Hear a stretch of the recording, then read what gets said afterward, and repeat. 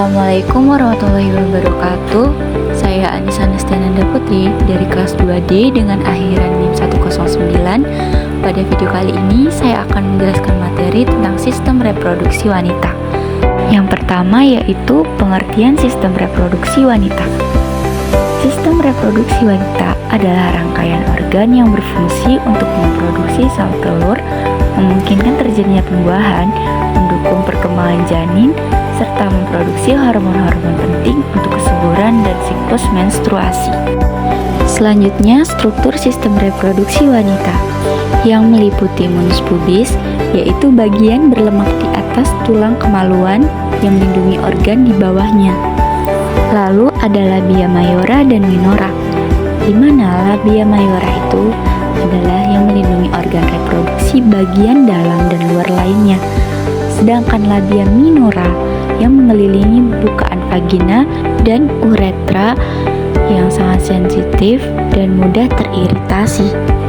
Lalu ada klitoris dan kelenjar Bartholin, di mana klitoris adalah organ kecil dan sensitif yang berfungsi sebagai pusat rangsangan seksual, sedangkan kelenjar Bartholin menghasilkan cairan pelumas di area vagina. Nah, setelah membahas organ eksternal, kita akan membahas organ internalnya, yaitu yang pertama ada vagina dan serviks, di mana vagina adalah saluran elastis yang menghubungkan organ luar ke rahim, sedangkan serviks adalah bagian bawah rahim yang menghubungkan rahim ke vagina. Lalu ada rahim atau uterus, di mana rahim adalah tempat berkembangnya janin yang terdiri dari badan rahim dan serviks. Dan yang terakhir adalah tuba Fallopi dan ovarium, di mana tuba Fallopi adalah saluran yang menghubungkan ovarium dengan rahim tempat terjadinya pembuahan. Dan ovarium itu menghasilkan sel telur atau ovum dan hormon estrogen dan progesteron.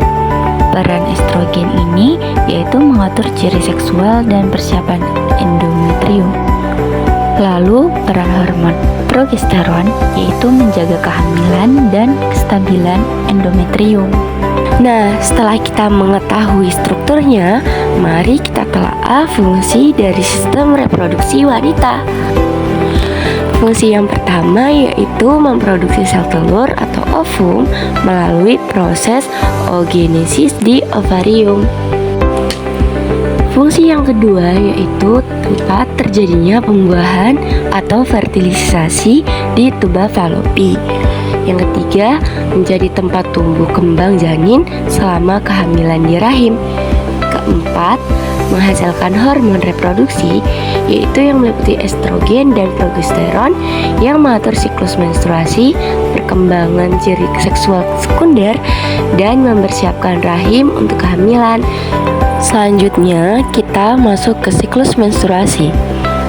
Siklus menstruasi ini terdiri dari 3 fase. Yang pertama, folikular, ovulasi, dan luteal, di mana ini dipengaruhi oleh interaksi hormon FSH, LH, estrogen, dan progesteron.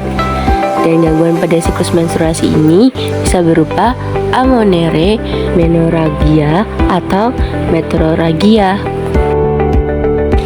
Nah, setelah kita mempelajari seluruh materi tadi, dapat kita simpulkan bahwa sistem reproduksi wanita terdiri dari organ eksternal dan internal yang saling bekerja sama untuk mendukung proses reproduksi, mulai dari produksi sel telur, pembuahan, hingga kehamilan. Hormon-hormon yang dihasilkan juga berperan penting dalam mengatur siklus menstruasi dan menjaga kesehatan reproduksi secara keseluruhan. Untuk memperjelas materi, berikut saya lampirkan beberapa gambar dan diagram yang mendukung materi tadi. Demikian yang dapat saya sampaikan mengenai sistem reproduksi wanita. Semoga dapat bermanfaat. Terima kasih dan sampai jumpa. Assalamualaikum warahmatullahi wabarakatuh.